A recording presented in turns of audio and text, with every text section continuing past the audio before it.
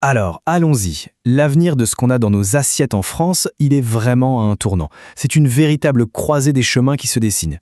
Parce que oui, derrière chaque repas, même le plus simple, il y a tout un système incroyablement complexe. Et ce système, de la ferme à l'assiette, fait face aujourd'hui à un défi immense, une transformation qui va décider de son avenir pour les décennies à venir. Et voilà, la question centrale, celle qui bloque un peu tout. Est-ce qu'on peut vraiment faire cette transition écologique radicale de notre alimentation, qui est, on le sait, absolument nécessaire, sans payer un prix social et économique trop lourd? C'est ce dilemme qui freine toute action d'envergure. Pour y voir plus clair, voici notre programme. On va commencer par ce fameux dilemme. Ensuite, on explorera deux voies radicalement opposées pour l'avenir. On comparera leurs résultats, on verra où est le piège, et on finira avec les ingrédients d'une transition réussie. Allez, on attaque avec le cœur du problème.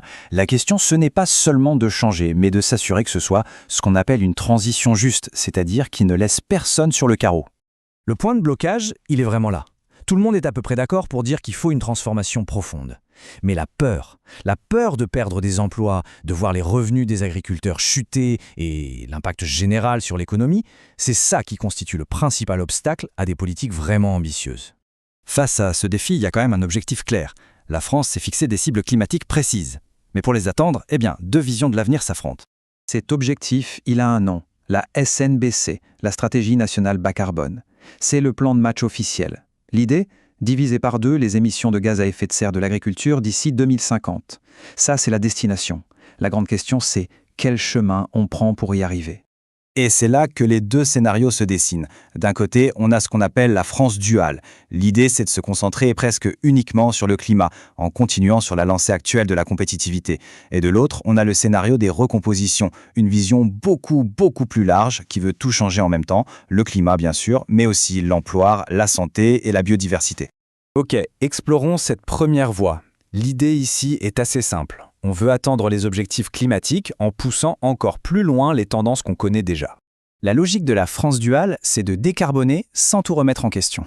On continue de miser sur des fermes toujours plus grandes, toujours plus spécialisées pour faire baisser les coûts. On part aussi du principe que les gens continueront de manger beaucoup de produits très transformés. Bref, l'enjeu climat prend toute la place. Et l'impact social dans tout ça?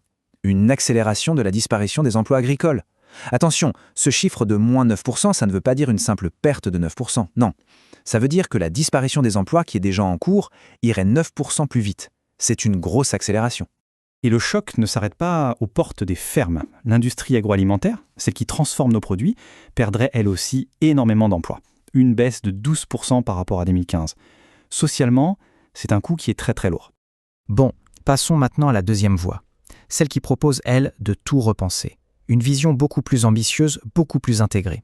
Là, on est vraiment dans une rupture. L'objectif, ce n'est plus juste le climat, c'est tous les enjeux en même temps.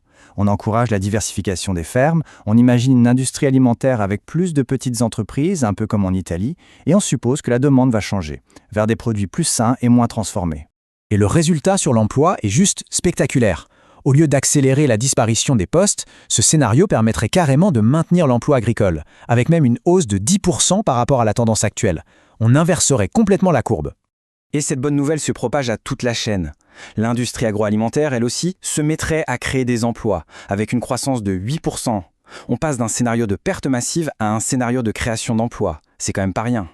Alors maintenant qu'on a vu les deux chemins, on va les mettre face à face pour bien comprendre ce qui est en jeu. Le contraste est saisissant. D'un côté, moins d'emplois, une qualité alimentaire qui bouge à peine et des gains quasi nuls pour la biodiversité. De l'autre, plus d'emplois, une nourriture plus saine et une vraie restauration de la biodiversité. Le choix paraît évident, non? Mais attention, il y a un piège.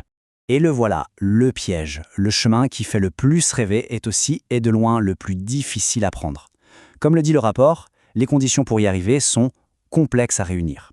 Autrement dit, il ne suffit pas de le vouloir, il faut une volonté politique et sociale immense pour y parvenir. Alors, comment on fait pour que ce meilleur futur devienne possible?